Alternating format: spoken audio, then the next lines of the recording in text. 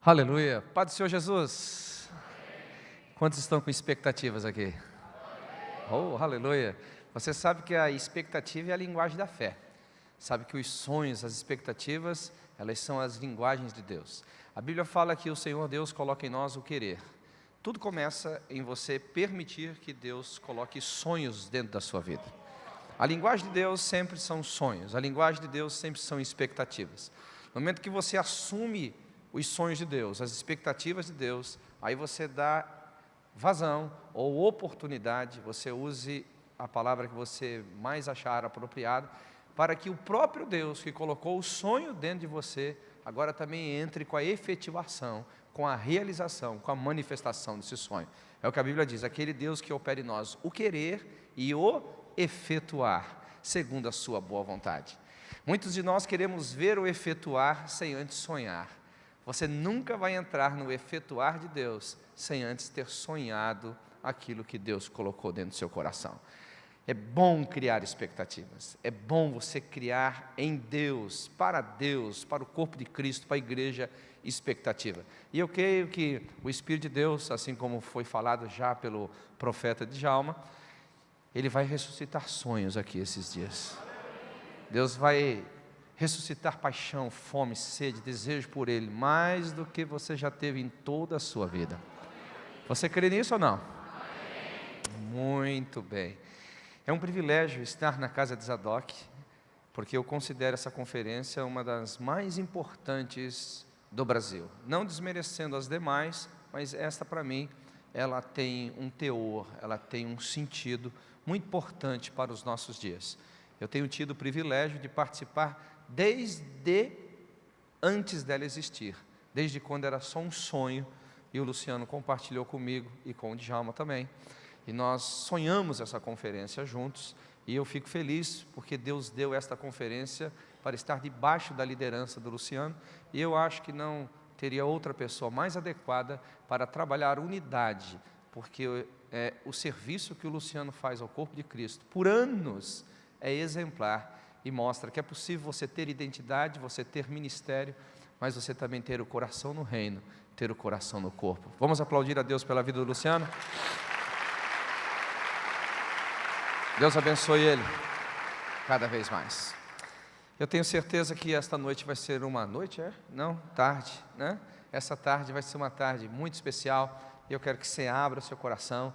Eu vou pregar talvez a mensagem mais simples da minha vida, mas ao mesmo tempo creio que o Espírito Santo vai torná-la eficaz, poderosa, vai torná-la uma experiência extraordinária no seu coração, em nome de Jesus. Eu quero falar sobre a pessoa e sobre a obra do Espírito Santo.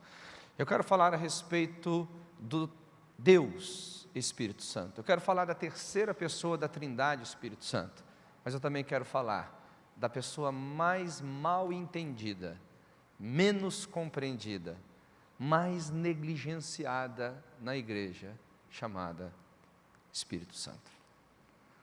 Quero falar um pouquinho sobre isso, e nós vamos caminhar nessa direção, e eu creio que o próprio Espírito Santo vai testificar o quanto Ele quer que a gente ouça essa verdade espiritual. Amém? Senhor Deus, eu te dou graças pelo privilégio de compartilhar aos meus irmãos, servir os meus irmãos com a ministração da palavra.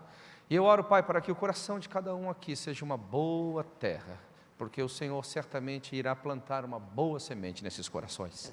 Eu declaro, Pai, em nome de Jesus, que nenhuma obra humana ou demoníaca interrompa, atrapalhe, interfira no que o Senhor há de fazer aqui esta tarde, em nome de Jesus.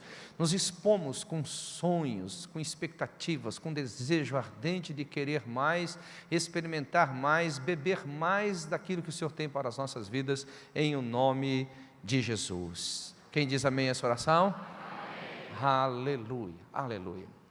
Queridos, eu quero falar sobre a obra do Espírito, fazendo algumas perguntas para vocês. Quantos creem que Deus é o Criador de todas as coisas? Diga amém. Amém. Muito bem, então nós estamos alinhados na mesma crença. Quantos creem que o Deus Criador de todas as coisas, Ele também sabe todas as coisas, mesmo antes que elas aconteçam? Diga amém, por favor. Amém. Muito bem, estamos alinhados nesta questão. Eu quero iniciar a minha palavra sobre o Espírito Santo falando sobre isso.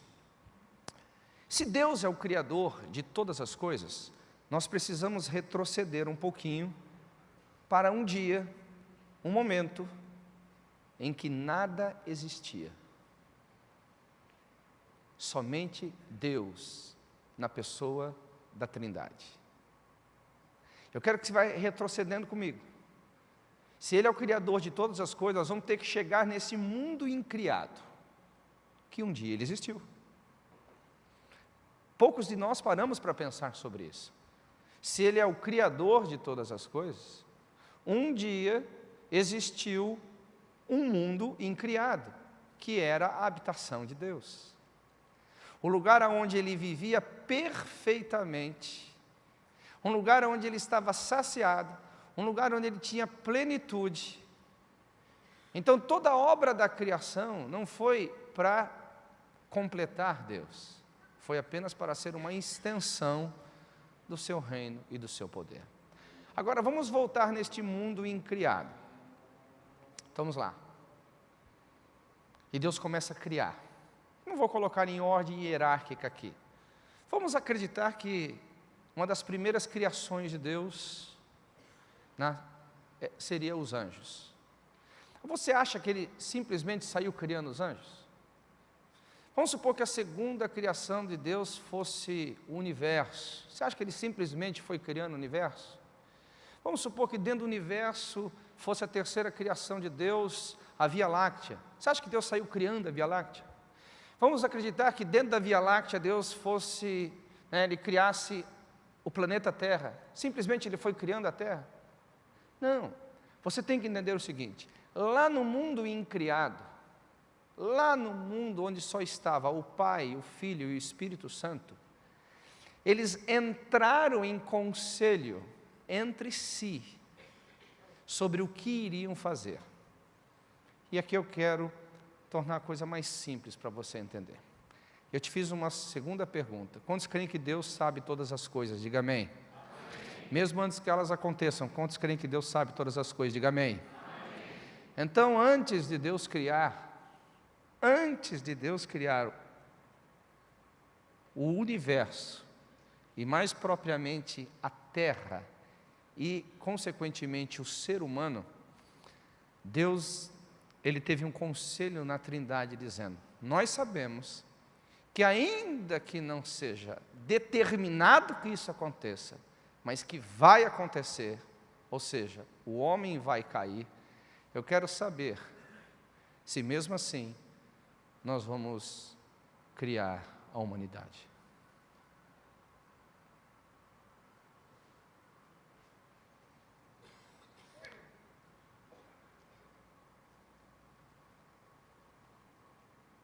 Vamos criá-la? Eles vão cair. Vamos criá-la? Eles vão pecar. Vamos criá-las? Eles vão errar. Aí nesse conselho entre a Trindade, nós temos 1 Pedro capítulo 1, versículo 19 e 20. Neste concílio na Trindade, nós temos hoje escrito Apocalipse capítulo 3, versículo 8, que diz o seguinte: que Jesus Cristo é o Cordeiro morto antes da fundação do mundo. Então o Pai falou assim: tudo bem, nós vamos criar. Mas por que nós vamos criar? Jesus falou assim: porque eu, antes mesmo que o homem peque, ou seja criado, antes mesmo, depois de criado, peque, já estou me propondo a ser o preço do resgate. Deixa eu tentar explicar isso de uma forma mais ilustrativa. Eu quero 3 voluntários aqui. Vamos lá, 3 voluntários. Por gentileza, rapidamente, 3 pessoas aqui. 1, 2, 3. Muito bem, vem cá. Vou tentar explicar de uma forma melhor. Já que eu chamei a atenção de vocês para essa coisa muito simples de entender, né? Vocês vão... Fica aqui comigo. Quem quer ser o pai aqui? Você. Você tem cara de pai mesmo. Quem quer ser o filho? É ele? Por que o Filho tem que ser mais comprido? Você quer ser o Espírito Santo? Amém. Aleluia. Muito bem. Então tente imaginar. Eu vou fazer a pergunta de novo agora. Agora pense bem se você continua crendo da mesma forma, tá ok?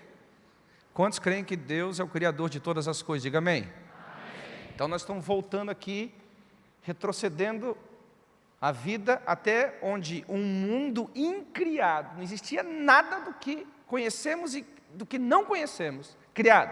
Só Deus no seu mundo. Ok?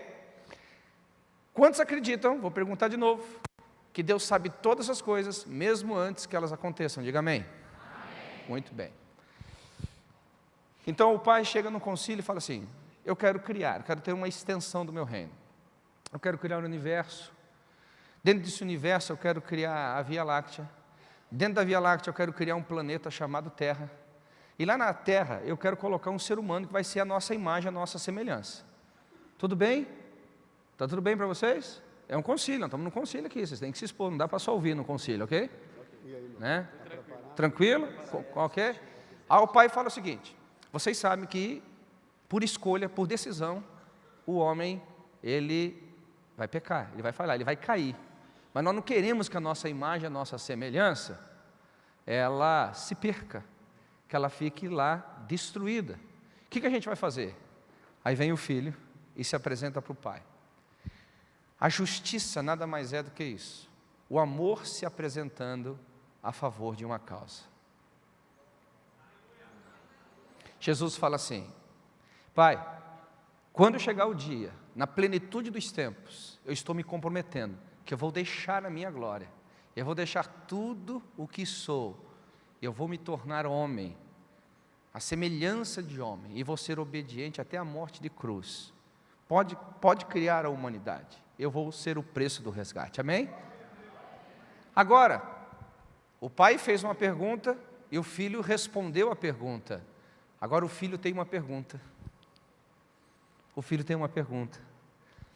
O filho fala assim, mas pai, é o seguinte, eu vou ter obedecido tudo que você mandou, eu vou ter seguido sua lei, eu vou ter cumprido toda a justiça, eu vou ter feito tudo que a palavra manda eu fazer. Lembra que eu falei que eu vou pregar da forma mais simples possível? Então, por favor, eu estou evitando palavras teológicas aqui.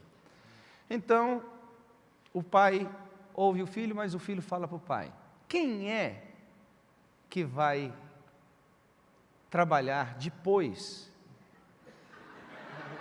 que eu ter feito minha obra, meu trabalho? Aí o Espírito Santo se apresenta. O Espírito Santo vem e fala para Jesus, Jesus, pode ficar tranquilo, que quando você me enviar lá para a terra, eu vou trabalhar com toda a minha força, com toda a minha intensidade, para que aquilo que você fez seja validado, que realmente a humanidade seja resgatada pelo preço do sangue que você derramou. A partir dessa história, desse concílio, todo o universo é criado. Mais propriamente agora na linguagem humana, da criação humana. Muito obrigado para vocês, amém? E é aqui que a gente tem que começar a entender a obra do Espírito Santo. É aqui que nós temos que começar a entender o ministério do Espírito Santo. Você não vai entender o ministério do Espírito Santo somente olhando as circunstâncias. O ministério do Espírito Santo já começou numa eternidade passada. Alguém está comigo aqui ou não? O ministério do Espírito Santo já começou num concílio onde nada e ninguém existia. Ali ele já se comprometeu em fazer uma obra necessária. Então nós chegamos aqui numa questão que eu vou explicar lá na frente no decorrer da mensagem. Quantos querem ter relacionamento com o Espírito Santo? Diga amém. Amém. O grande problema da nossa geração, que é egoísta, essa é a marca categórica da nossa geração, egoísmo, é que no nosso relacionamento com o Espírito Santo, nós queremos Ele para as nossas necessidades. E a gente não quer se relacionar com o Espírito Santo com a missão dele. Você quer se relacionar só com a pessoa dele. E não quer se relacionar com a missão dele. Deixa eu usar o Djalma como exemplo aqui. Vamos supor, Djalma, que eu queira ser o seu amigo. Eu sei que eu sou um dos seus melhores amigos. Né? Você não falou isso, mas eu estou dizendo, eu preciso me sentir aqui. Né? Eu sou um dos seus melhores amigos. Agora, se em algum momento da nossa caminhada, eu querer só a sua pessoa, e não querer caminhar com aquilo para o qual você foi chamado, o que vai acontecer na nossa amizade? Vai ter um hiato. Vai ter algumas dificuldades. Eu não vou ter tanto espaço e tanto tempo na tua agenda para sentar com você. A mesma coisa acontece com a obra do Espírito Santo. Se de repente você só quer a pessoa do Espírito Santo, mas você não quer se relacionar com o chamado do Espírito Santo, com o ministério do Espírito Santo, automaticamente o seu relacionamento com ele vai ser interditado. E nesse momento aqui, que eu falei que eu vou explicar lá na frente, nós temos que mudar um pouquinho a nossa mentalidade egoísta para uma mentalidade empreendedora. Ou seja, eu não quero só que o Espírito Santo seja o meu parceiro. Eu estou invertendo um pouco o meu relacionamento com o Espírito Santo também. Eu quero ser parceiro dele.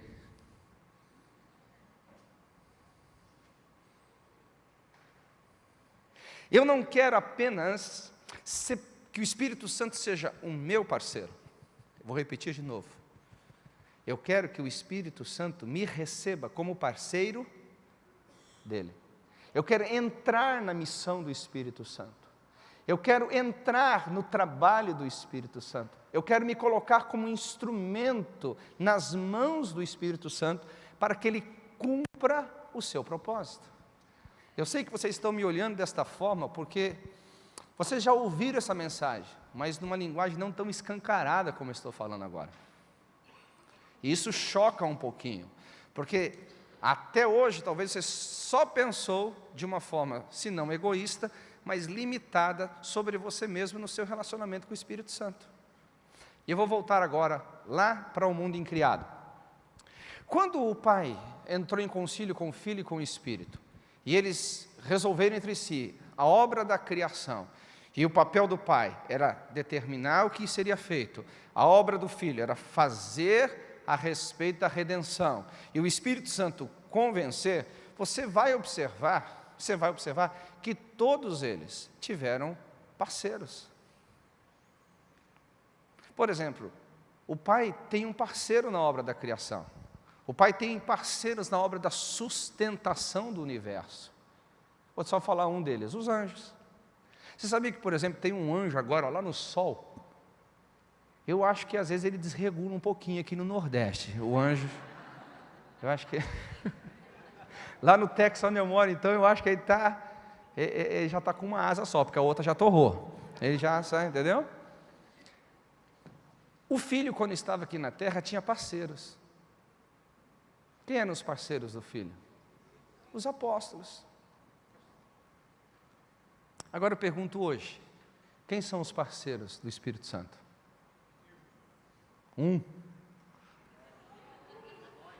Nós somos parceiros do Espírito Santo. E eu vou te explicar agora um pouquinho melhor, né, depois dessa introdução, como que a gente vai costurar essa mensagem aqui.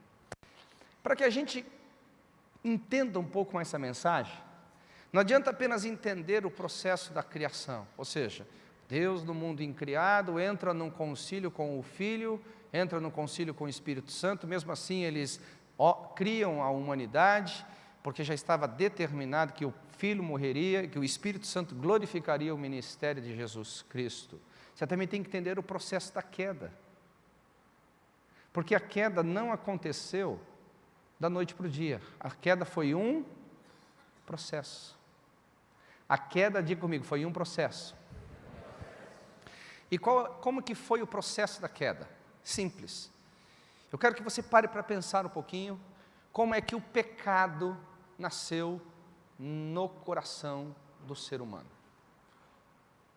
Muitos de nós chamamos que o pecado é a desobediência.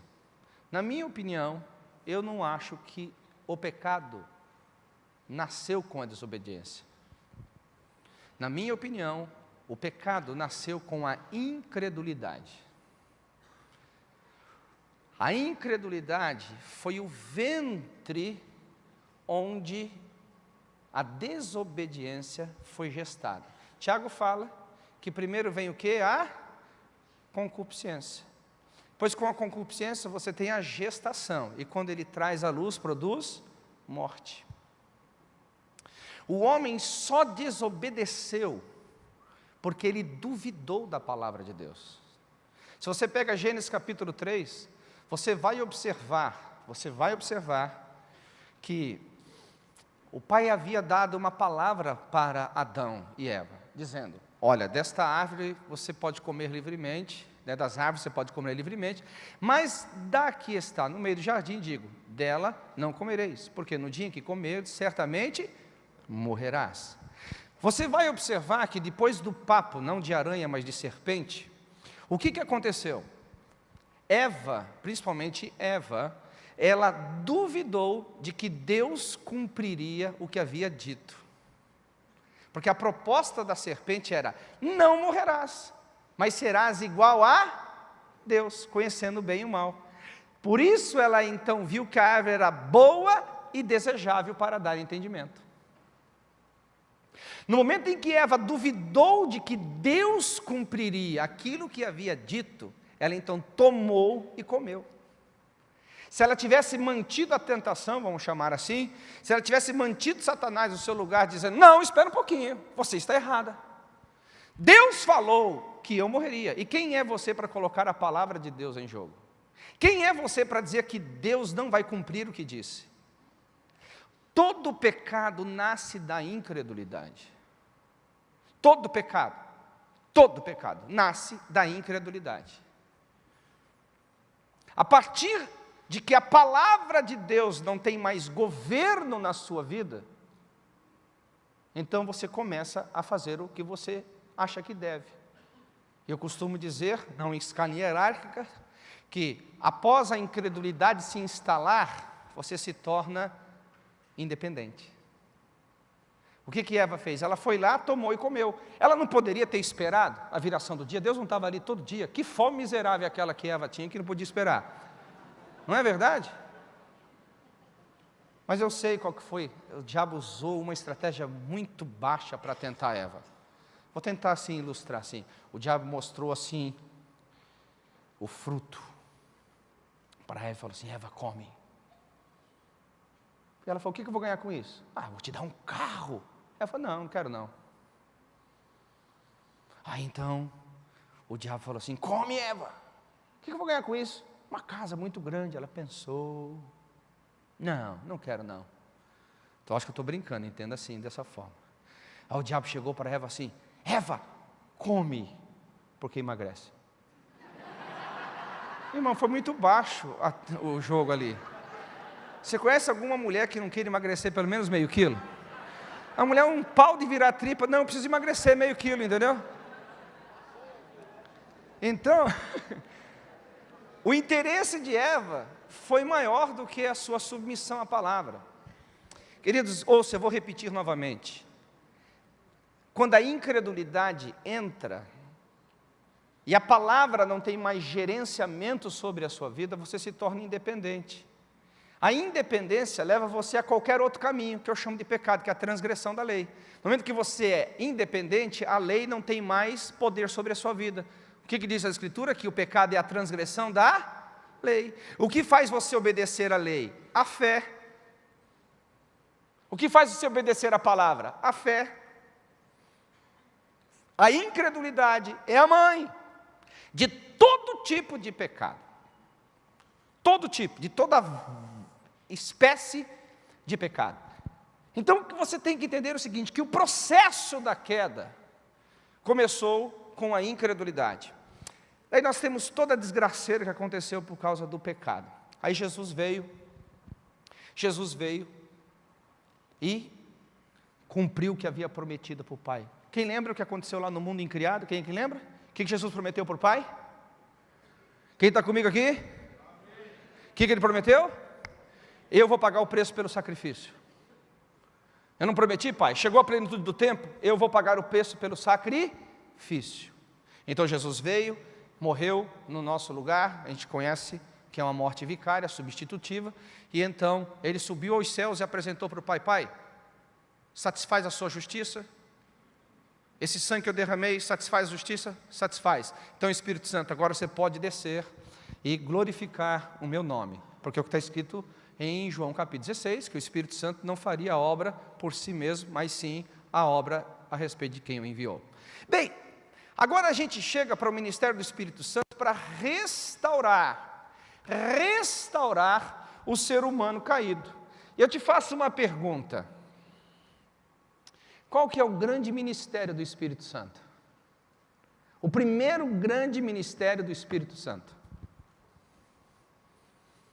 A Bíblia fala em João capítulo 16, versículo 18, repita comigo: ele veio convencer o mundo de pecado. Qual que é o pecado original, na minha tese? Por isso que a Bíblia diz que sem fé é impossível agradar a Deus. Para que o seu relacionamento com Deus seja perfeito, para que o seu relacionamento com Deus seja profundo, para que o seu relacionamento com Deus seja poderoso, você tem que restaurar o que foi perdido no começo. E o que foi perdido no começo foi a fé. E um dia eu estava pregando sobre isso, depois do culto um camarada chegou para mim e quis me degolar. Falou: pastor, como assim? Fé? O homem no Éden tinha tudo. O homem no Éden não tinha necessidade de nada. O homem no Éden podia todas as coisas praticamente. Que fé que ele precisava? Eu falei: querido, deixa eu te falar uma coisa. Você está na ótica da fé para receber. Mas fé não é só receber. Fé também, ela existe para se submeter. Você só se submete pela fé. O que fez Eva se rebelar foi a incredulidade. Ela não tinha mais fé suficiente na palavra de Deus. Repita comigo aqui uma coisa interessante. Fala comigo: fé é confiar no caráter de Deus. Isso é fé. No momento que você não confia mais no caráter de Deus, você não vai fazer mais do modo de Deus, você vai fazer do seu modo. Aí você se torna independente, você se torna rebelde, você se torna o que for. Para que o relacionamento com Deus seja restabelecido, o Espírito Santo, a primeira coisa que ele tem que fazer é o quê? Restaurar a fé. E como é que ele restaura a fé? Destruindo o problema que abalou a raça humana, que é a incredulidade. Aí eu vou te fazer uma outra pergunta: como é que a fé é plantada no nosso coração? Vamos lá, Romanos 10, 17, como a fé é plantada no nosso coração? Pela palavra, ou seja, aquilo que foi perdido lá no começo, aquilo que foi perdido em Gênesis 3, agora o Espírito da verdade, olha só, o Espírito da verdade, aquele que vem nos guiar em toda a verdade, aquele que vem nos ensinar toda a verdade, aquele que vem nos ensinar a respeito de Jesus, o que ele vem fazer? Ele vem restabelecer esse padrão de relacionamento. Ele vem restabelecer esse papel que é necessário a cada um de nós. Quem quer se relacionar com Deus, diga amém. Amém. Fé. Sem fé é impossível. Você pode vir ao culto sem fé, não vai ter nada. Você pode dar dízimo sem fé, não vai acontecer nada. Você pode orar sem fé, não vai acontecer nada. Sem fé é impossível você se relacionar com Deus. E como é que o Espírito Santo vai te trabalhar isso? Diga comigo: convencendo do pecado. Eu vou te perguntar pela segunda vez: qual é o pecado original? Incredulidade. Ai, pastor, eu vou te fazer uma coisa aqui, vou fazer uma outra brincadeirinha com vocês, para vocês entenderem melhor. Quantos creem que Deus existe? Diga amém. Amém. Tem uma brincadeirinha, mas de novo, quem crê que Deus existe? Diga amém. Amém. Aleluia. Mas nesse certo ponto, você não se diferenciou dos demônios. A Bíblia fala, é sério, irmã. Tem irmã que não aguentou você. Sério? Sério. Porque a Bíblia fala que os demônios creem que Deus existe. Eu vou te falar que tem demônio que é melhor do que crente ainda. É? Porque a Bíblia fala em Tiago que esses demônios que creem estremecem. Tem crente que nem estremece mais, pastor.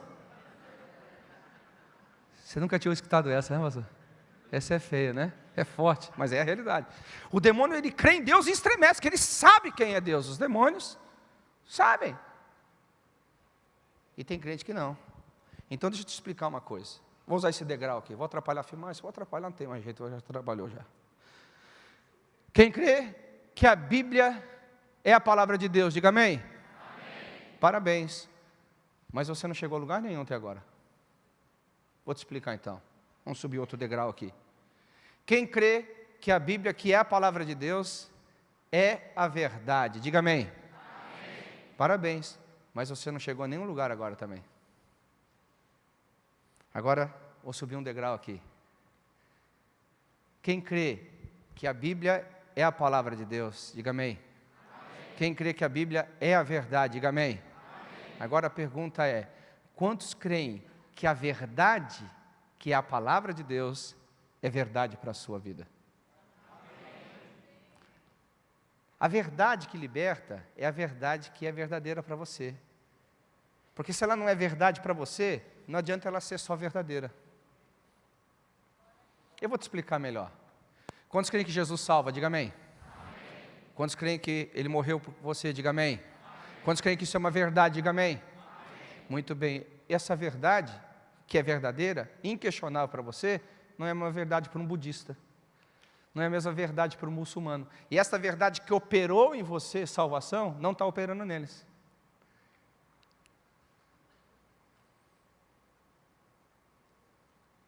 Entenda isso. Não está operando. Não está operando. Um budista agora, ele não está salvo no seu budismo, porque ele não crê que Jesus é o caminho, a verdade e a vida. Ele até pode crer que Jesus veio em carne. Ele pode crer que Jesus é um espírito aperfeiçoado, mas ele não tem a verdade vicária dentro do coração dele. Então não adianta só a verdade ser verdadeira. Tem que ser verdade para mim. E esse é o papel do Espírito Santo. E a gente não entende sobre incredulidade. A gente imagina que incredulidade é um outro universo. Não, incredulidade está na incapacidade de você acreditar que a palavra, ela tem gerenciamento sobre a sua vida.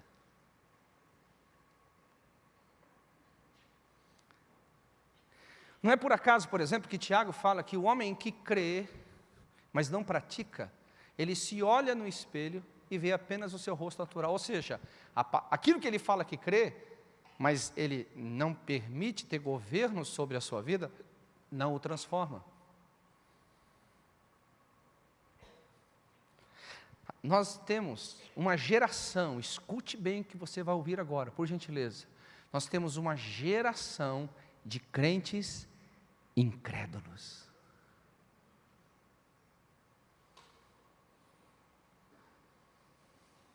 Uma geração de gente que fala que crê, mas quando chega na dimensão de praticar o que crê, ele não chega lá. Vou fazer uma brincadeira que vai explicar bem. Quantos creem que Jesus Cristo ressuscita mortos? Diga amém. Amém. Não, irmão, vamos lá, quem crê, diga amém. Amém. Muito bem. Quem aqui já orou por um defunto? Não, mas tem que ser um defunto mesmo, aquele que está morto no caixão lá. Daqui meia hora vai ser sepultado. E você vai e faz aquela oração assim, não é aquela oração assim de... Chega perto do caixão assim... Sim! Não, aquela oração mesmo, assim, para valer. Eu vim aqui para orar por você, em nome de Jesus Cristo, levanta daí. Quem já orou, diga assim, amém. Duas pessoas. Vou perguntar de novo então, quantos creem que Jesus pode ressuscitar mortos? Diga amém. Quem já orou mesmo para valer por um defunto, diga amém. Duas pessoas. Por que a nossa crença e a nossa prática é tão distante?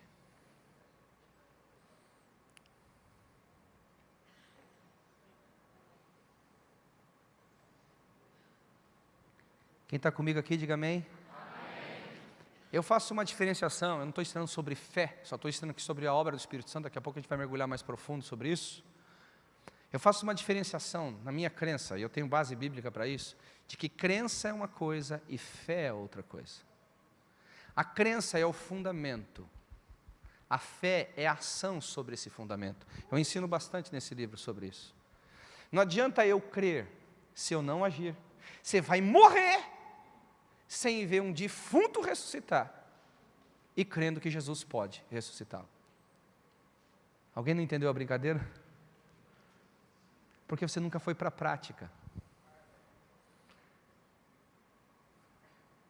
Lógico que eu estou usando o exemplo do defunto para chocar, mas isso se aplica a tantas outras coisas na vida.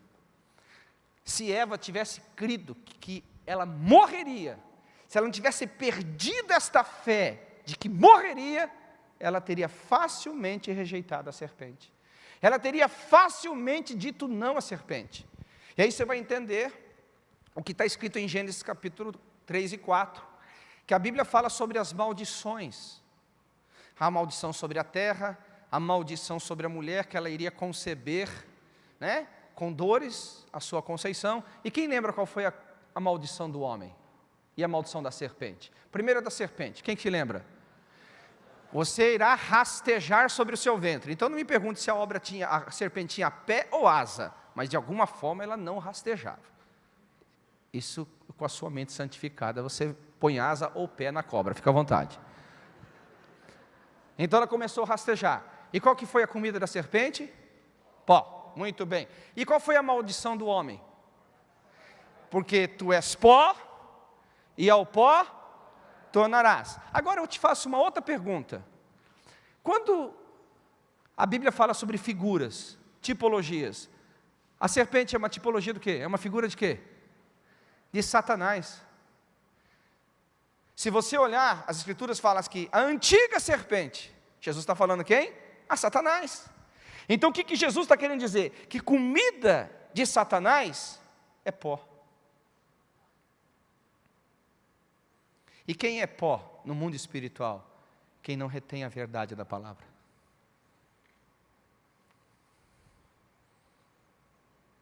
Se você não retém a verdade da palavra, você não tem como se posicionar. O universo foi criado pela palavra. O universo é sustentado pela palavra. E você não vai viver sem a palavra. No momento que a palavra não tiver mais força na sua vida, no momento que a palavra não for mais a sustentadora da sua existência, qualquer coisa que você faça é qualquer coisa, menos cristianismo. E aqui que entra o principal papel do Espírito Santo. Ele vem nos convencer de toda verdade. E qual é a primeira verdade? É nos mostrar o que é o pecado. O pecado é incredulidade, ou seja, quando os valores de Deus não são valores para nós, quando as verdades de Deus não são verdades para nós, quando o que Deus determinou não é mais determinante para nós. É aqui que a incredulidade está. A gente olha muito a incredulidade no foco de não ter capacidade de receber, no foco de não ter capacidade de alcançar objetivos pessoais, mas a incredulidade é muito mais profunda do que isso. Por isso que eu falo que nós temos uma geração de crentes incrédulos. Por que crentes incrédulos? Porque eles confessam crer na palavra, mas não se sujeitam à palavra. Eles confessam acreditar a palavra, mas não gerenciam a sua vida na palavra. Eles confessam que amam a palavra, mas a palavra não tem autoridade de governo sobre elas. Então o Espírito Santo precisa nos convencer em primeiro lugar sobre esse pecado.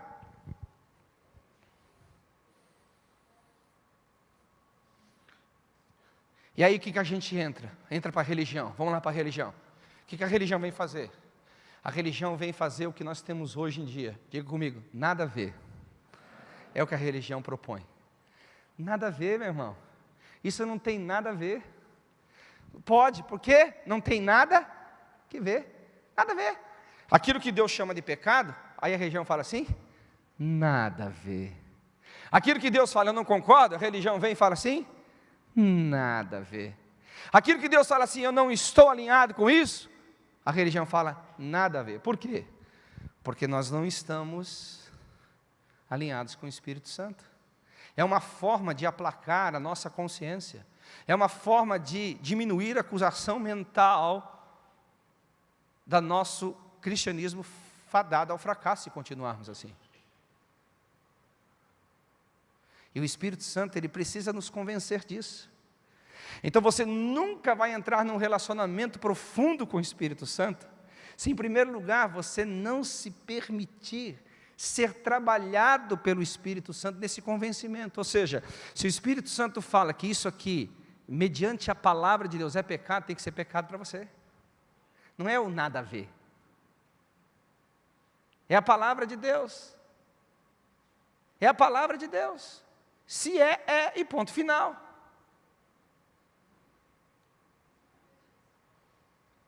Como nós temos visto nos dias de hoje, essa resistência ao Espírito Santo, simplesmente porque nós não queremos nos adequar ao padrão que Ele próprio estabeleceu. E aí eu vou te dizer uma coisa, quem quer ser cristão, diga amém. Você não vai ser cristão sem um relacionamento profundo com o ministério do Espírito Santo. Eu vou te provar isso aqui. Quantos acham que existe salvação fora de Jesus? Diga amém. Ninguém crê. Vou perguntar de novo. Quantos creem que existe salvação fora de Jesus? Diga amém. Ninguém crê. Você está certíssimo. Porque debaixo dos céus não foi dado outro nome, senão o nome de Jesus, que importa pelo qual nós sejamos salvos. Agora, quem é que convence o homem a respeito deste nome? Quem é que convence o homem a respeito dessa tão grande salvação? Quem é que convence o homem a respeito desse sacrifício? Quem é que convence o homem a respeito do sangue derramado? Quem que é? Eu não entendi, quem é?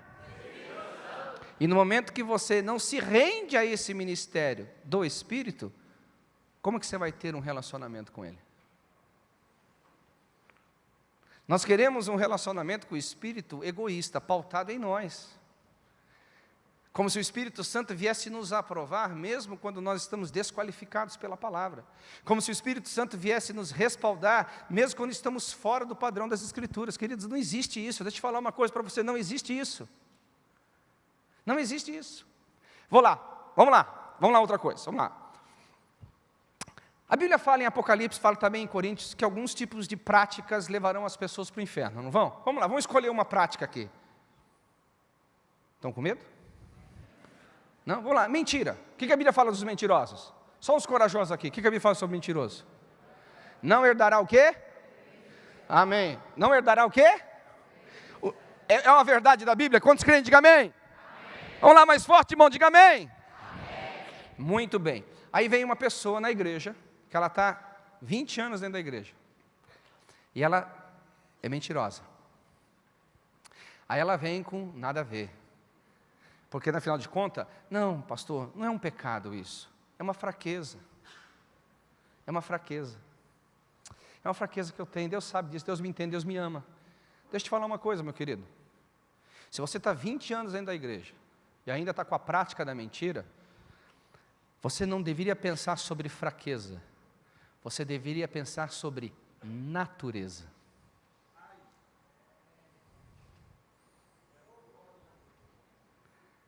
Porque o Espírito Santo ainda não te convenceu sobre o novo nascimento. Como que você pode chamar de fraqueza uma coisa que vai te levar para o inferno? Não, isso não é fraqueza, isso é pecado. Escute bem, isso é pecado. Então nós resistimos o Espírito Santo de uma forma muito religiosa. Nós resistimos o Espírito Santo de uma forma muito teológica.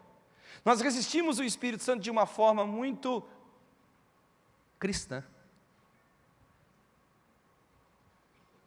O que uma pessoa 20 anos na igreja, que ainda continua com a prática da mentira, está dizendo? Eu nunca permiti que o Espírito Santo pudesse me convencer do pecado. Eu nunca chamei o pecado da mentira como pecado. Eu nunca chamei o pecado da prostituição um pecado. Eu nunca chamei o pecado do adultério um pecado. Na realidade, isso não tem nada a ver. Deus entende as minhas fraquezas. O que eu estou querendo dizer com isso em outra linguagem? Que aquele que estava lá, desde antes da fundação do mundo, que entrou em acordo com Jesus, dizendo: Jesus, eu vou glorificar o teu nome, eu vou mostrar para a humanidade de que o poder da cruz, o poder do sangue derramado, pode tornar o homem liberto do pecado. O pecado não terá mais domínio sobre vós, nenhuma condenação há mais sobre vós. Portanto, o que você tem que entender? Eu estou em Cristo Jesus, e ponto final. Porque a lei do pecado foi quebrada mediante a lei do Espírito de vida. Alguém lembra desse versículo aqui? Eu falei de trás para frente. Nenhuma condenação há para aqueles que estão em Cristo Jesus, que não andam segundo a carne, mas segundo o Espírito. Porque a lei do Espírito de vida me libertou da lei do pecado e da morte. Eu fui livre. Como que eu estou dizendo aqui então? Com esse tipo de atitude de pecado, que o Espírito Santo não trabalhou na minha vida. Eu resisti ele os últimos 20 anos da minha vida. Eu resisti ele esses últimos anos da minha vida.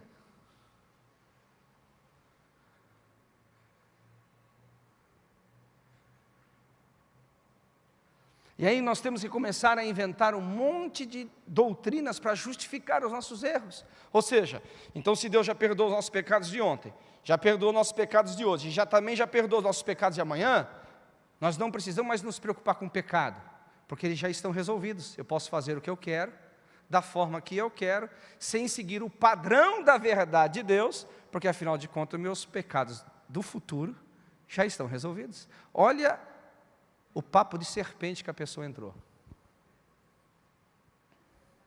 Alguém está comigo aqui ou não? Se nós quisermos uma geração sarada, nós temos que aprender a entregar essa geração nas mãos do Espírito Santo. E o Espírito Santo não caminha em estrada que não foi pavimentada pela verdade.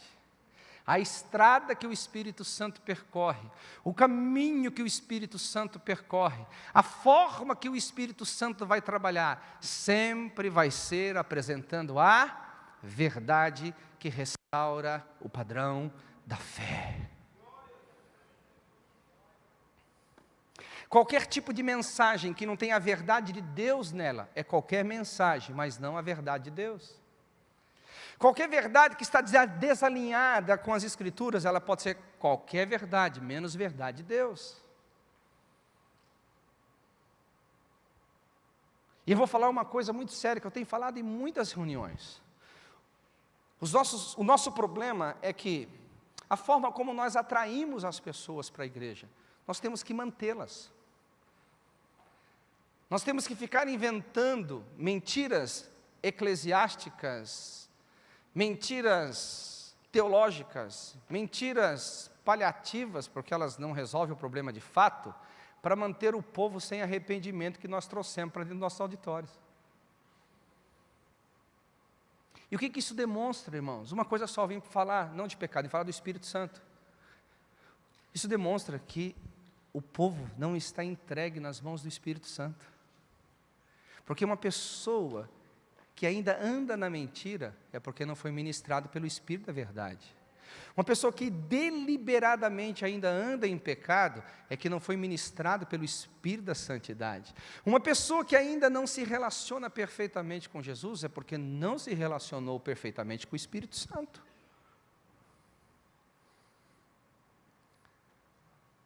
Nós temos que aprender essas verdades espirituais, muito simples de entender, muito básica de entender. Um dia eu estava conversando com um discípulo, e ele estava me falando algumas questões sobre tentações e algumas quedas que ele teve. Ele falou: pastor, parece que eu não sinto o Espírito Santo operar na minha vida. Eu falei: você está enganado. Só de você ter vindo aqui e aberto o teu coração para dizer que você não está conseguindo andar em vitória nessas áreas, mostra que você já está sendo compungido pelo Espírito Santo, e você reconhece que isso é pecado, e quando você trouxe isso à luz, você está dizendo para o Espírito Santo: agora eu estou quebrando a cadeia de orgulho. Escute essa palavra, repita comigo: cadeia de orgulho. Mais uma vez, cadeia de orgulho. Deixa eu falar um pouquinho sobre isso. Muitos cristãos dos nossos dias, eles estão numa redoma de orgulho. Qual que é a redoma de orgulho? Ele tem aparência de cristão, ele tem estereótipo de cristão, ele tem às vezes até qualquer tipo de atitude cristã, mas na realidade o que está por dentro não é nada de cristão, mas ele está totalmente dominado por uma estrutura de orgulho. E quando é que você quebra essa estrutura de orgulho? Quando você confessa um ao outro. Porque enquanto você está confessando só para Jesus, ninguém está vendo. Você se mantém dentro da sua estrutura de orgulho. Mas na hora que você traz ao público, porque o Espírito Santo está trabalhando profundamente isso no seu coração, essa cadeia de orgulho é quebrada, e aí você começa a ser liberto. Enquanto você quiser manter a aparência, você vai ter problemas sérios.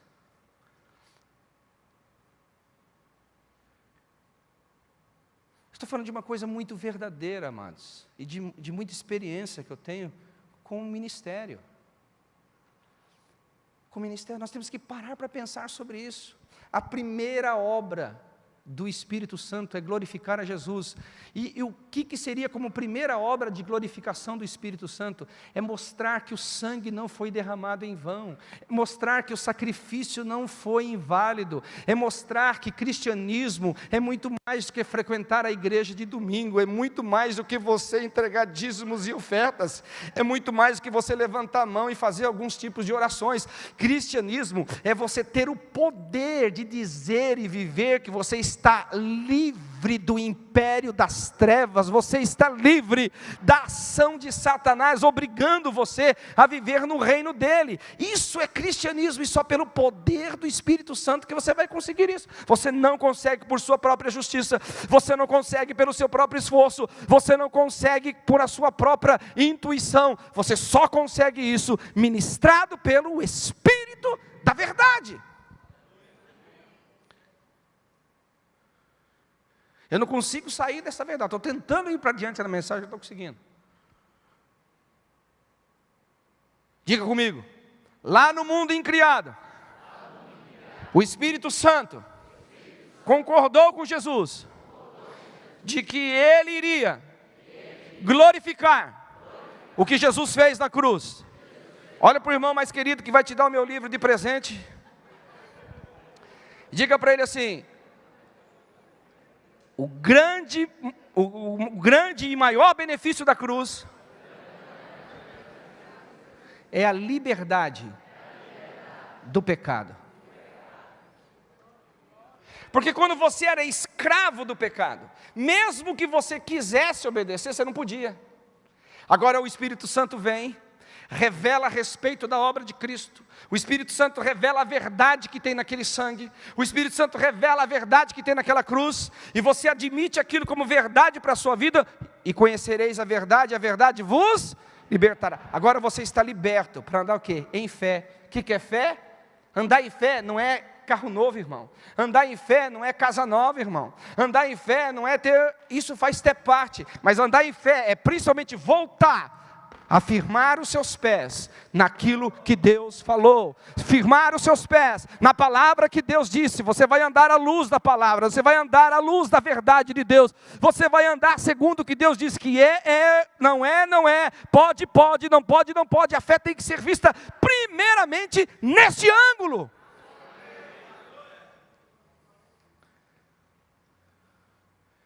Vamos lá, eu acho que vocês entenderam. Segundo ponto, João 16, o que ele vem convencer você? Da justiça. O que é justiça? E não é agora só o que você fazia de errado e estava desalinhado com Deus. É agora o que você é em Cristo. Eu chamo isso da realidade da nova criação. Repita comigo, realidade da nova criação. Repita bem forte comigo, eu não mudei de religião. Eu mudei de natureza. Mais forte. Mais forte, diga. Só as mulheres. Só os homens. Todos nós, bem forte.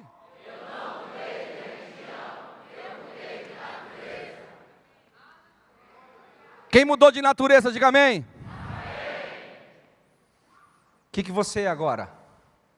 A Bíblia fala em João capítulo 1, versículo 12, e todos quantos receberam. Quando é que você recebe Jesus? Depois da primeira ministração do Espírito Santo, a respeito do pecado, a respeito da incredulidade. E você agora passa a crer em Jesus, passa a crer na obra de Jesus. Então você recebe o direito de ser o quê?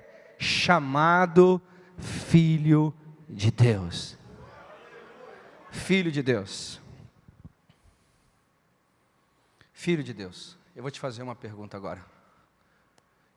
Você é filho de Deus? Tem certeza disso? Estou te usando como exemplo, não estou profetizando não. Se você é filho de Deus, você pode ser um pecador inveterado? Não. Você é filho de Deus? Tem certeza disso? Absoluta? Você pode ser um pecador inveterado? Não é minha natureza. Você é filho de Deus? Não, você não falou com muita certeza. Eu vou voltar para cá. Deu tempo aí? Deu? Você é filho de Deus? Amém. Não, amém assim seja, é para o futuro. Eu vou tentar de novo. Estou brincando. Você é filho de Deus? Estou brincando com você, querido. Por que você se considera um pecador miserável? Como você se considera um camarada que não pode resistir ao pecado? Deixa eu explicar um pouquinho. Qual que é a obra do Espírito Santo?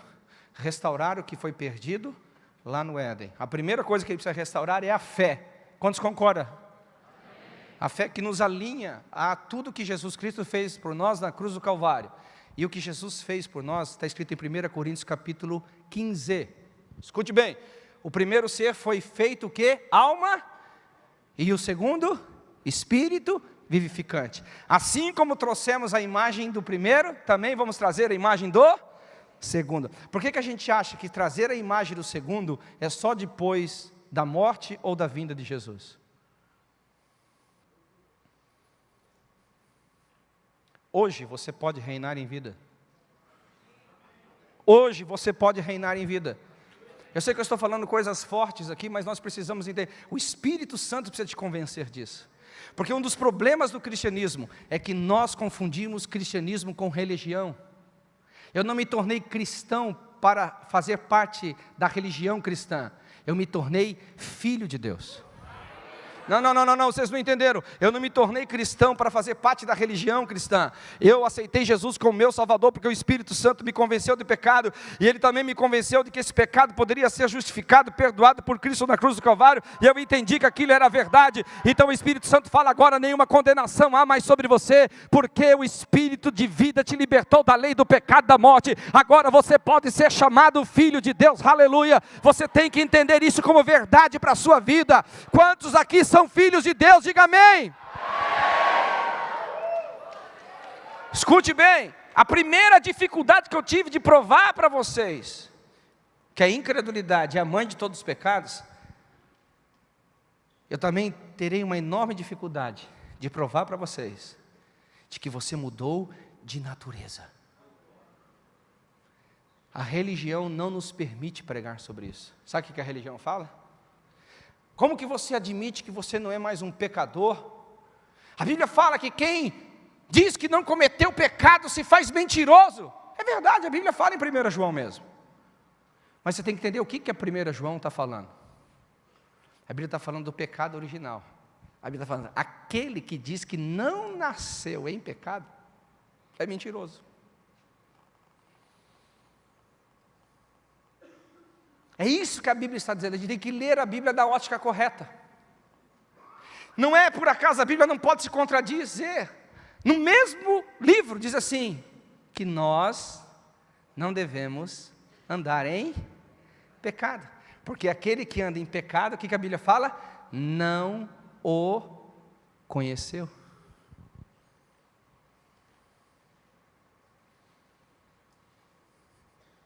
Como filho de Deus, você tem que agora assumir a sua identidade. Já falei, eu sou filho de Deus. Não, vamos irmão, eu sou filho de Deus. Não, está muito fraco isso. Eu sou filho de Deus. Aleluia. Agora vamos pegar os dois Adãos. O primeiro Adão e o segundo Adão. Qual dos dois foi mais tentado? Os dois.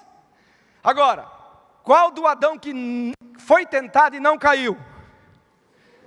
O segundo, o espírito vivificante. Agora, quando ele foi tentado como ser humano. Você tem que entender isso. Tentado como ser humano. Jesus, mesmo sendo Deus, não usurpou o ser igual a Deus, antes se esvaziou. Jesus estava esvaziado da sua natureza divina e vivendo como homem. E como homem ele resistiu ao pecado. E como homem ele disse não ao pecado. E como homem ele obedeceu. E como homem ele andou em verdade. Em tudo foi tentado, porém sem pecado. Agora, por que Jesus conseguiu isso? Porque Jesus sempre se sujeitou ao Espírito. O que diz Romanos capítulo 8?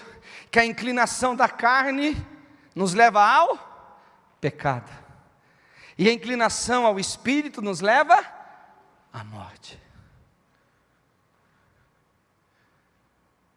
Você tem que acreditar que você não é mais escravo, você é filho. Isso é uma obra do Espírito Santo. O Espírito Santo tem que te convencer isso. Você consegue olhar para dentro, e lembra que eu falei sobre incredulidade? Eu quero que você seja honesto com você. Na primeira pergunta, incredulidade é não admitir a verdade de Deus como verdade para a sua vida. Então eu vou continuar nessa mesma questão aqui. Quando eu falo que você é filho de Deus e que você tem a possibilidade de andar livre do poder do pecado, não da influência, mas do poder do pecado, como que isso soa dentro do teu coração? Qual a briga que tem aí dentro? Seja honesto, não precisa falar, mas seja honesto. Será que a sua cabeça diz, não, esse pregador está exagerando? Porque quem é que consegue andar sem pecado? Esse pregador está exagerando? Quem é que consegue? Esse pregador tá maluco da cabeça? Quem é que... Sabe por que você está pensando assim? Porque nesse momento, você ainda não permitiu o Espírito Santo cumprir a missão dele, de que é te revelar a justiça de Deus em Cristo Jesus.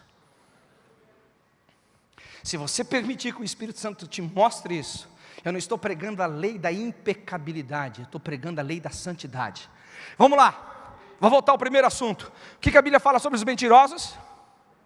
O que a Bíblia fala sobre os mentirosos? Não herdarão o reino de Deus. É uma lei que Jesus estabeleceu. É uma lei que está na palavra de Deus. Então, se eu chegasse para Deus e falasse assim, eu nunca fui liberto do pecado chamado mentira, porque eu nunca tive força para isso, e o Senhor nunca me deu condições de ser livre disso, e por isso eu sempre fui escravo da mentira. O que eu estaria dizendo para Jesus no dia do julgamento final? O que eu estaria dizendo para o Pai no dia do julgamento legal? Você está sendo injusto, você está me condenando por algo que eu não tinha capacidade de andar em vitória. Deus é santo. Quantos creem, diga amém? Amém. E ele diz então, sede santos como eu sou santo. Agora, se não fosse possível, como que ele ia te pedir isso? Abra a tua cabeça, meu irmão. Como Deus te pediria alguma coisa que você não tivesse recebido subsídios, capacidade, instrução, força ou qualquer outra coisa para andar no que Deus pediu? Já parou para pensar sobre isso? É mais confortável ficar com a teologia. Eu sou um pecador miserável. Lógico. É mais confortável você criar um corpo doutrinário mentiroso ao redor dessa declaração. É muito mais, porque na luta contra o pecado, você tem que lutar. Eu vou rasgar meu coração, vou me crucificar aqui diante de vocês. Eu tenho uma mulher linda, pastor já conhece minha mulher, linda, linda, a Bíblia fala que quem encontra uma esposa, encontrou o favor de Deus. Eu encontrei o favor mais do que merecido. Pensa numa mulher linda, educada, gentil. E mesmo tendo uma mulher linda dentro de casa, irmãos, eu não sei o que acontece. Às vezes meus olhos assim, passa uma mulher assim com... Meus olhos querem virar assim. Não! Aí você pensou assim, para quem não vai pecar contra a mulher. Não, não é só isso, também, para não pecar contra Deus. Agora deixa eu te falar, por que às vezes meu olho quer olhar para lá? Porque eu sou homem, masculino, e os meus hormônios não morreram. E nem converteu. Eu tenho que instruir ele, eu tenho que crucificar ele. Eu falo assim, é bonita mesmo, mas não é para mim. E sai fora, meu irmão. Você pensa que José saiu correndo da casa de Potifar à toa? Ele saiu porque a mulher era linda. Se ele ficasse mais 2 minutos, ele tinha caído, meu irmão. Nada, rapaz, mulher feia é tentação. É assombração, não é tentação.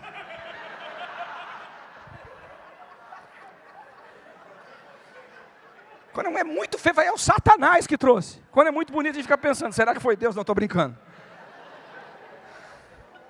Eu estou pregando, você está falando, você está soprando na minha orelha, eu estou pregando aí. Isso é coisa do Hernani, coisa que fica falando na orelha do pregador aí. E vocês são testemunhos, não foi que está falando ali? Aí, tá vendo? Agora aguenta, meu amigo. Te dei direito autoral, se vira agora. Não, mas eu estou falando honestamente aqui, irmão. Eu estou falando honestamente.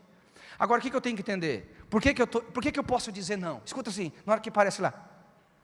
Por que eu posso dizer não? Porque eu não estou mais escravo da lei do pecado. Eu posso dizer não e não. Mas é gostoso, mas não. Mas é bom, mas não. Eu não quero, eu não quero. Eu posso dizer não. Me foi devolvida a liberdade. Me foi devolvida a liberdade. Me foi devolvida a liberdade. E isso é obra de quem? Do Espírito Santo. Agora, se você for ministrado pela religião, a religião vai te tornar escravo. Porque a religião vai dizer que você não pode ser livre dessas coisas. Quem está comigo aqui, diga amém. Eu falei uma coisa que a maioria dos homens queria falar aqui. Só que não tem coragem. E homem é descarado. Homem, ele olha e nem ele mais sabe que está olhando. Ele chega num nível de endemoniamento que nem mais... E a mulher fala assim, tira o olho. Eu não estava olhando para lá. Mas como não, se tivesse uma foto, irmão, tá assim, ó. Ah, mas as mulheres, pensa que elas não olham também? Só que mulher é diferente, meu amigo. Homem é assim, ó, descarado, espírito de ventilador, ó. Homem tem um espírito de guarda de trânsito. Sabe o que é guarda de trânsito? Passa o carro, ele olha a placa da frente, que não vai lá, olha a placa de trás. É o espírito do homem. Para conferir mesmo. Agora mulher não.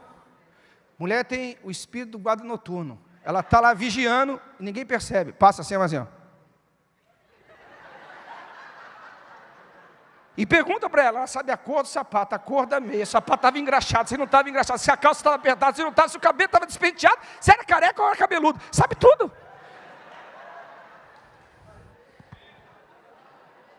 As mulheres sabem o que eu estou falando.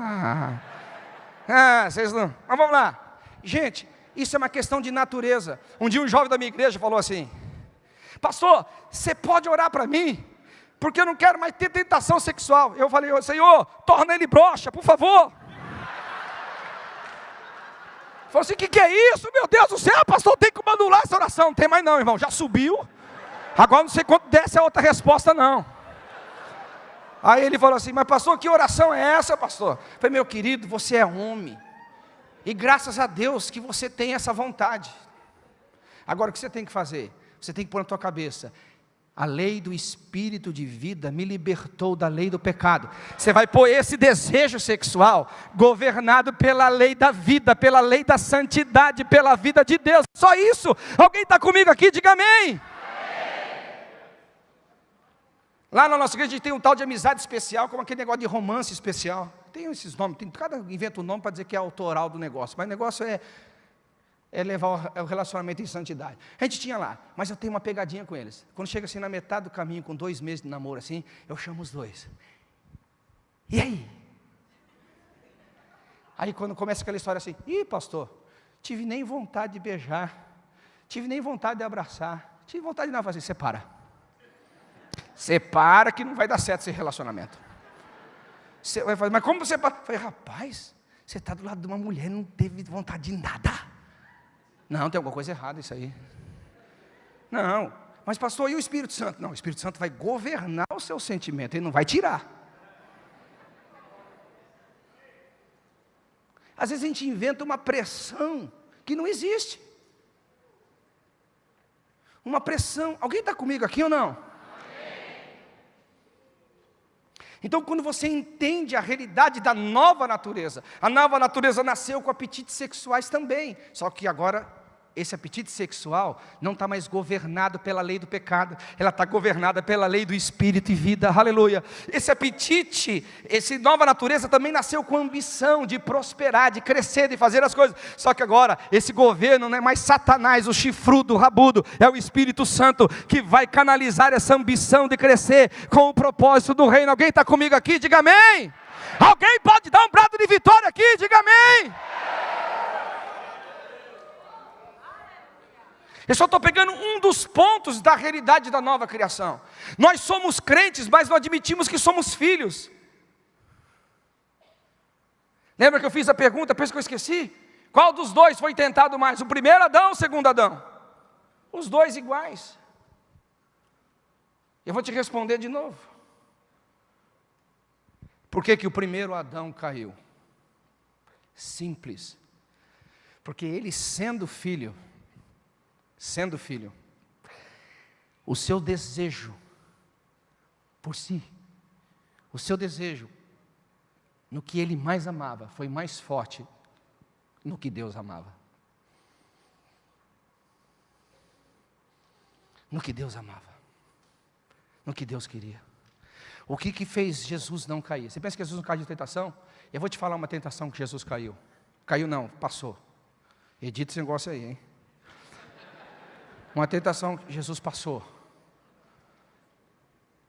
A Bíblia fala que quando ele estava no Getsemane, ele pediu: Pai, passa de mim esse cálice. Vamos imaginar, Djalma, mente santificada aqui, vamos imaginar. Mente santificada, o pai falando assim: sabe, filho, eu estou vendo agora o seu sofrimento, e eu acho que eu também não estou gostando mais dessa história, você está sofrendo muito, eu vou concordar. Eu vou passar de você esse cálice.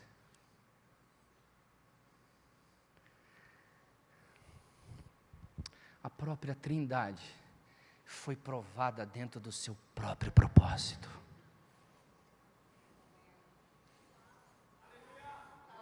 Só que quando você vive pelo Espírito, não é mais você que está em pauta em primeiro lugar, é o propósito.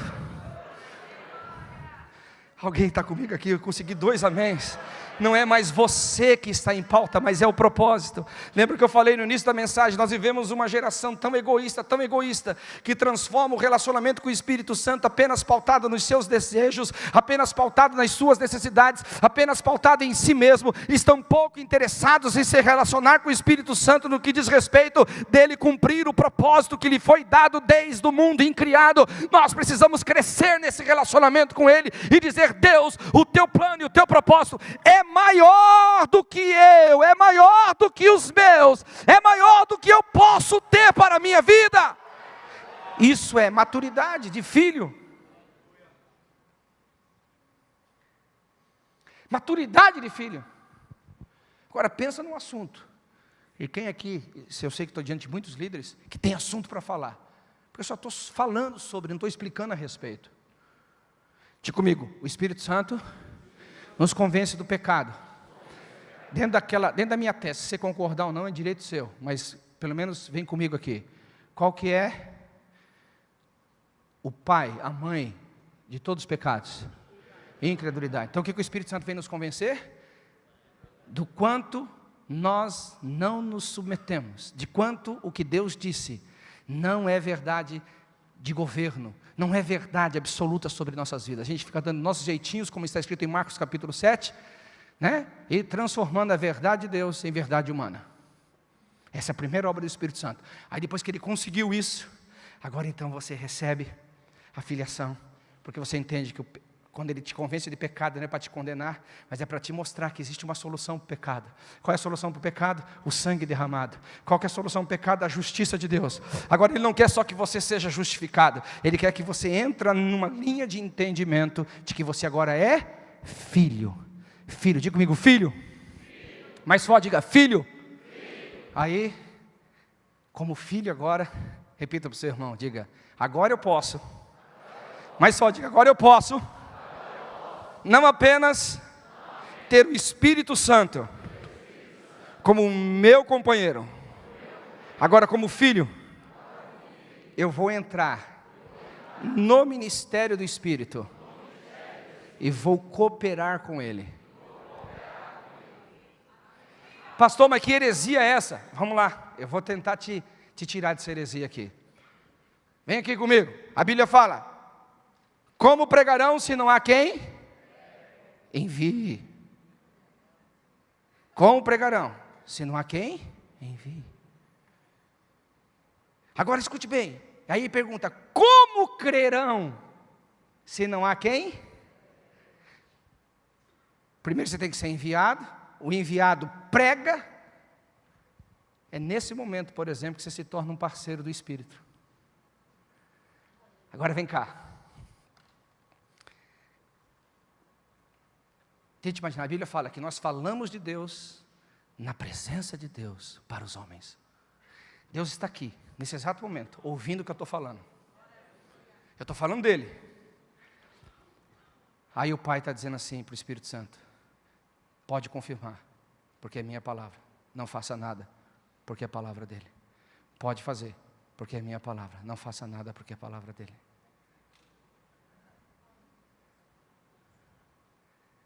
Tem muita gente que faz um desfavor para o reino, pregando.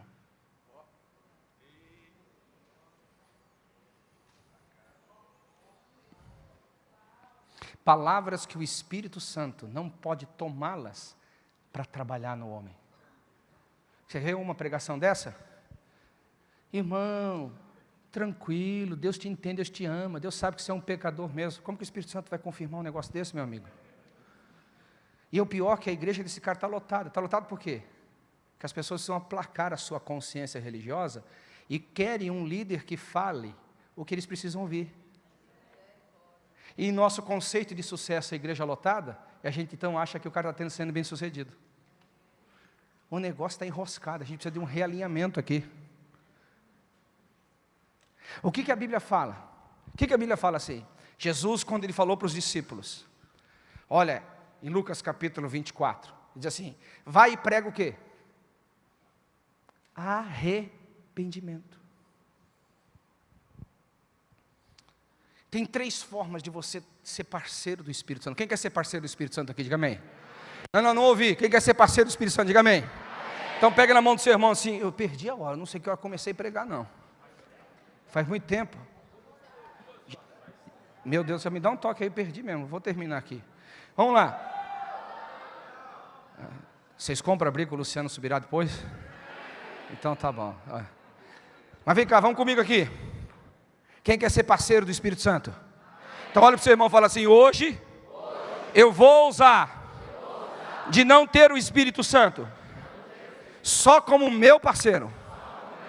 Eu vou ser parceiro dele. Aleluia. Então, qual que é a primeira obra do Espírito Santo? Pergunta para o seu irmão: qual que é a primeira obra do Espírito Santo? Qual que é mesmo? Convencer o homem do... Você tem que ser parceiro, irmão. Você precisa definir o que Deus chama de pecado, ou seja, de pecado, e pregar sobre isso. Ah, pastor, não pode, vai pregar sobre pecado na igreja de hoje. Então prega na igreja de ontem, não dá. Então espera a igreja de amanhã. Alguém está comigo aqui? Diga amém. Porque a fé vem por onde? Diga comigo, a fé vem. A fé vem. O que você está produzindo nas pessoas? Escute bem aqui, escute bem aqui. Está dando a mão aí, ó. Vocês não estão em obediência, viu? Estou brincando. Olha só, escute bem, a fé e a incredulidade vêm pelo mesmo caminho. Qual que é o caminho que vem a fé? Ouvir. Qual é o caminho que vem a incredulidade? Ouvir. Depende do que você ouve, produz. Eu vou te explicar, que isso é Bíblia, tá? Você tem cara de batista, viu? Conhece a Bíblia igual João Batista. Estou brincando com você. Mas olha só, é seu parceiro, né?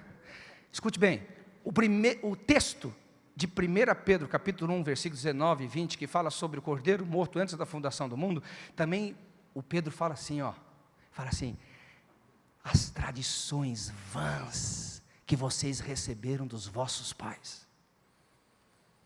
As doutrinas vãs que não serviam para nada, que vocês receberam dos vossos pais.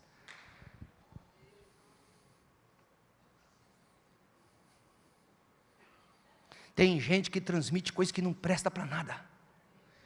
Tem gente que transmite coisa que o Espírito Santo não pode produzir vida. Um dia eu estava numa igreja, o cara falou, não pastor, eu quero te falar uma coisa. Não solta a mão não, que você é parceiro do Espírito Santo, você vai lá. Olha só, escute bem, estava na igreja, o cara falou assim, não pastor, porque é o seguinte, eu estou em crise. Sabe por quê? Porque eu sou um crente sério, eu sou um crente assim, muito sério, muito convicto de Deus e tal. E eu tenho um negócio comigo, só de pensar em pecar, o couro já come para cima de mim. Já vem, pau! E a vara corta para cima de mim.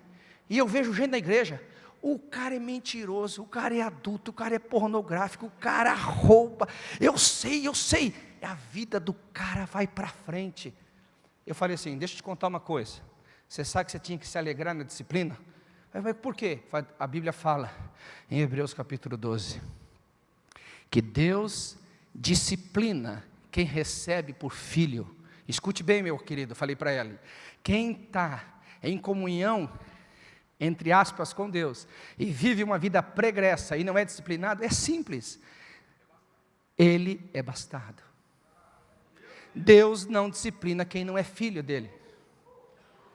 Deus só disciplina quem recebe por filho. Nós queremos pregar santidade, nós queremos pregar que as pessoas andem na verdade de Deus, mas como você pode pedir para uma mexeriqueira produzir abóbora? Como você pode pedir para uma laranjeira produzir melancia? Como você pode pedir para uma bananeira produzir pipoca? Não dá. Nós produzimos segundo a nossa espécie. Quem é filho produz santidade, quem é religioso produz religião. Quem quer ser parceiro do Espírito Santo, diga amém. A sua vida e a sua mensagem, não precisa ser condenatório, porque o ministério do Espírito não é condenatório, ele vem falar a verdade. Se você não entrar nesse caminho de verdade, você nunca vai poder ser parceiro do Espírito Santo. A Bíblia fala em 2 Coríntios capítulo 5, nós recebemos o ministério da reconciliação, como se Deus por nosso intermédio, reconciliasse consigo mesmo o mundo. Já parou para pensar nisso? Por nosso intermédio, por seu intermédio. Agora olhe para a pessoa que está ao seu lado e diga assim, você está cooperando com ele mesmo? Ou só está esperando ele cooperar com você? Você está cooperando com ele mesmo ou só está esperando que ele faça as coisas para você? Então diga comigo, eu posso cooperar, pregando uma mensagem que leva os descrentes à crença. Eu posso cooperar, pregando uma mensagem que leva os crentes à maturidade. Eu posso cooperar, pregando uma mensagem que leva os maduros à liderança.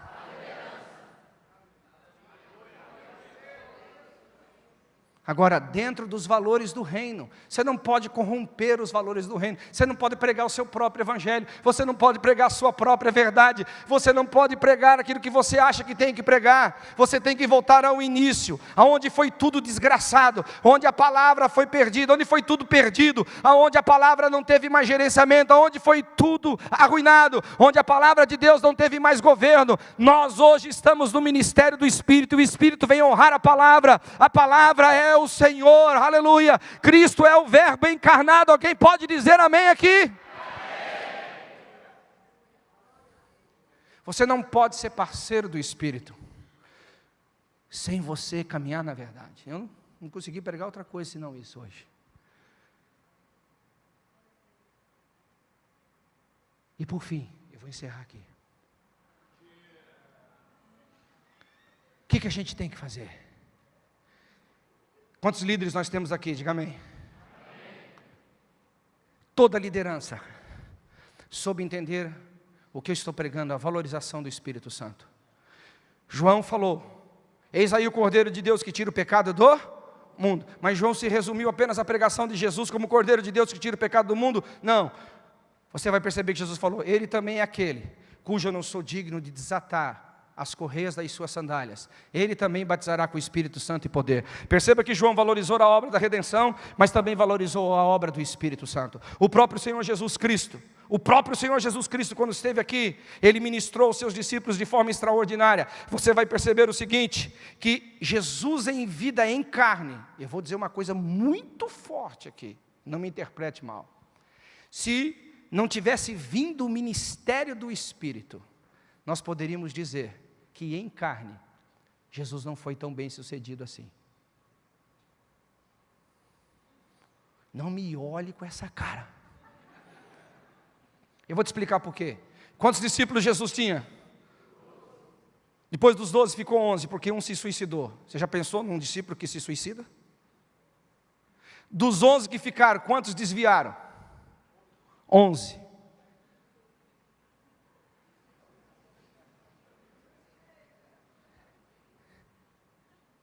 Falar de mim é fácil. Pastor, a sua célula, um morreu, todo desviou. Vai também, vai para a minha célula.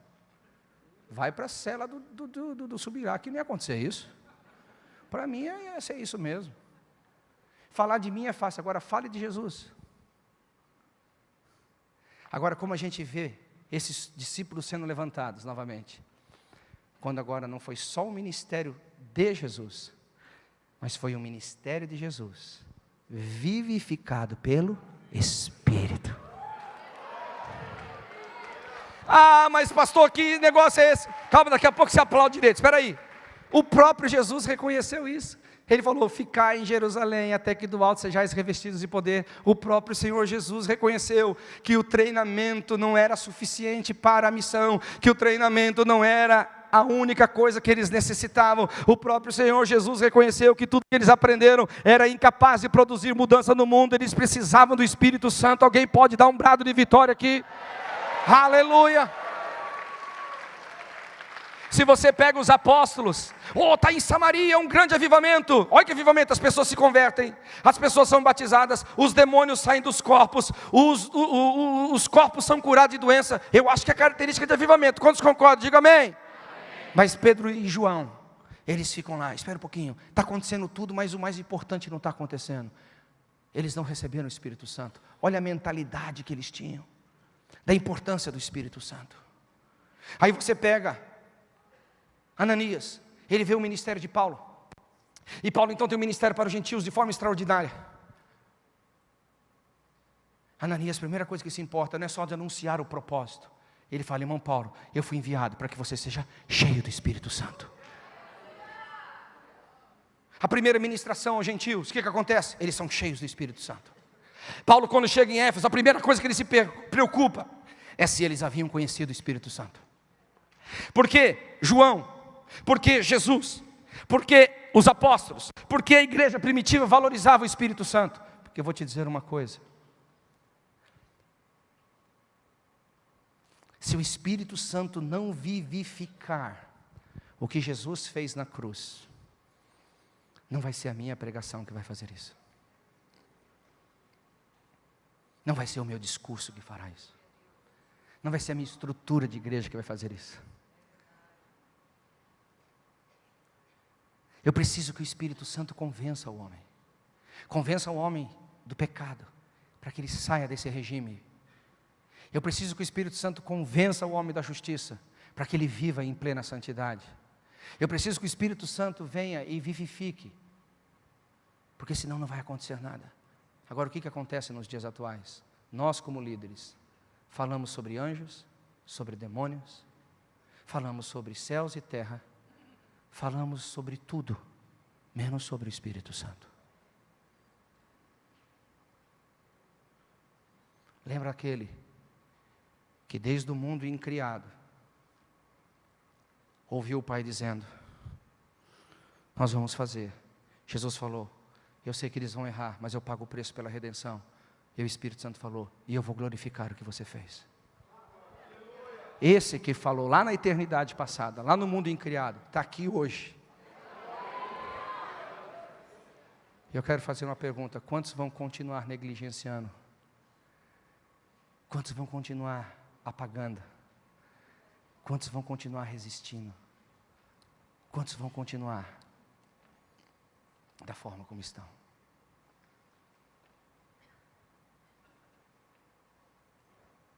Tudo depende de você. Tudo depende de você. De você dizer: Espírito Santo, eu não vou te resistir mais. Espírito Santo, eu vou me inclinar ao teu ministério. Espírito Santo, eu não vou querer ter você só como meu amigo. Eu quero me alinhar tanto com você, eu quero me alinhar tanto com a batida do teu coração, que eu quero ser um parceiro teu naquilo que você tem que fazer na terra. Eu quero ser um companheiro teu também. Onde você for, eu quero ir. Aonde eu for, eu quero que você vá. Eu quero que a gente junto faça algo por nossa geração. Eu quero que nós juntos façamos algo para a glória do Senhor. Eu gostaria tanto que esta noite, acho que agora é noite, né? Você pudesse, de uma forma mais significativa, dizer: Espírito Santo, eu não vou te negligenciar mais. Espírito Santo, eu não vou mais ficar dias sem prestar atenção em você, sem sentir os seus impulsos e as suas direções.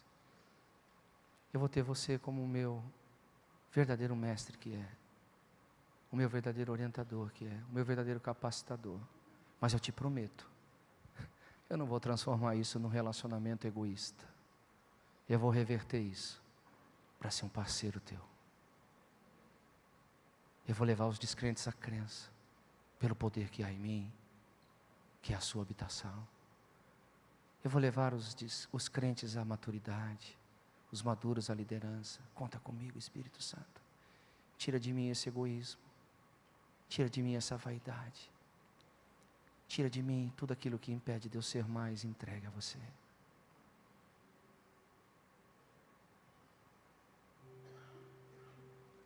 Eu gostaria que você ficasse em pé, por gentileza.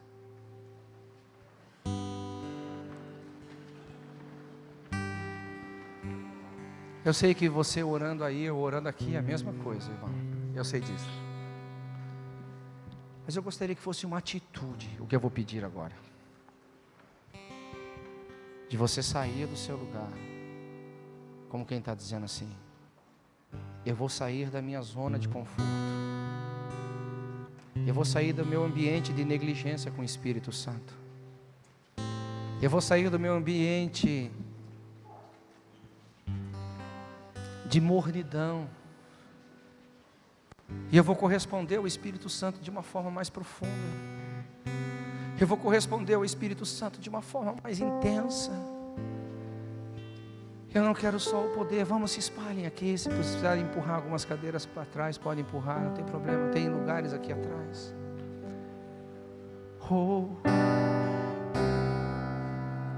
Lembra o que eu disse? A primeira obra do Espírito Santo é nos convencer de que nós estamos desalinhados com Jesus. Se de repente alguma área da sua vida você sabe que está desalinhado, mas até hoje você resistiu em chamar isso de qualquer nome, chame isso de pecado agora. Já fala: Espírito Santo, eu sei que está errado isso. Eu sei que está errado isso. Eu sei que isso não faz parte mais da minha nova natureza. E eu fui enganado, teologicamente enganado. Oh, Espírito Santo, Espírito Santo. Oh, chame Ele para ser mais íntimo teu. Se ofereça para Ele para ser mais íntimo dEle. Você diga para Ele: você recebeu o ministério desde lá da eternidade passada, e eu hoje estou aqui. Eu não quero limitar a sua ministração apenas a uma questão minha pessoal, a um mundo meu pessoal, a algo eterno por trás do seu ministério, Espírito Santo. E eu quero entrar nessa dimensão, eu quero entrar nessa dimensão, eu quero entrar nessa dimensão, aleluia. Eu quero essa paixão profunda. Eu me lembro muitos anos atrás, quando eu fiz essa oração, eu falei: Espírito Santo, eu sei que você tem algo glorioso para fazer na terra, e eu quero fazer parte disso, não apenas como alguém que vai ser usado, mas como alguém que vai ser parceiro. E o Espírito Santo então foi me alinhando, eu permiti Ele me alinhar as minhas motivações, alinhar a minha doutrina, alinhar os meus pensamentos, alinhar a minha vida interior. Eu não negligenciei, Ele foi trabalhando tantas coisas na minha vida. O Espírito Santo está falando forte desde o início dessa mensagem. Nós estamos voltados muito a nós, é tempo de voltar para Ele, é tempo de voltar para Ele, deixa o Espírito Santo cumprir o ministério dEle na sua vida, deixa o Espírito Santo cumprir o ministério dEle na sua vida. Vamos, mergulhe, vamos adorar ao Senhor com canções, enquanto você vai mergulhando em Deus, enquanto você vai mergulhando no Espírito, enquanto você vai mergulhando na verdade que você ouviu.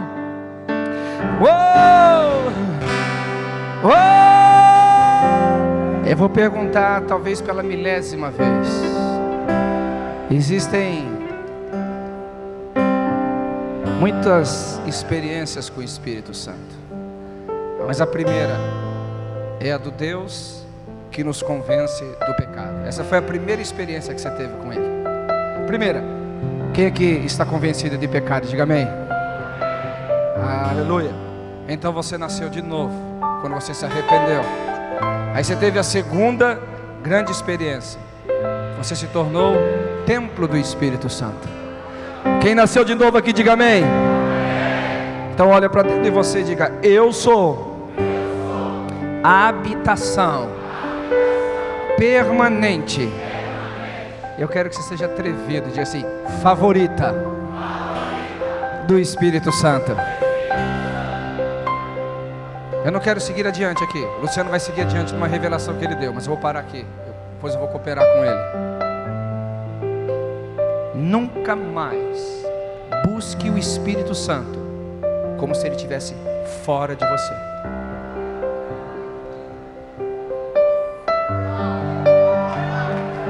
Nunca mais busque o Espírito Santo como se ele estivesse fora de você.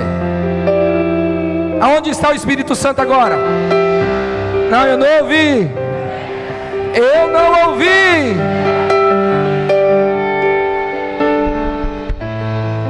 Então qual que é o seu papel? Nesse momento aqui, não é receber de fora para dentro, é deixar o que está dentro vir para fora. Não. Estou começando a entender, Luciano. Não. Diga para mim assim, bem forte, assim: eu não busco mais como se ele estivesse fora. Eu agora estou num relacionamento com ele, como quem vai manifestar aquele que está dentro para fora.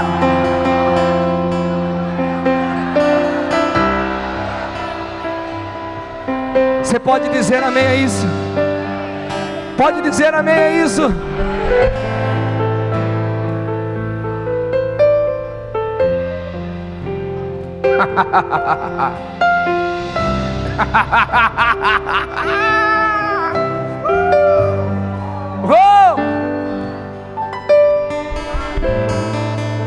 É isso aí. Ele está aí dentro. Não conte ele, não busque mais ele como se ele estivesse lá no céu. Ele não está mais no céu, ele está dentro de você.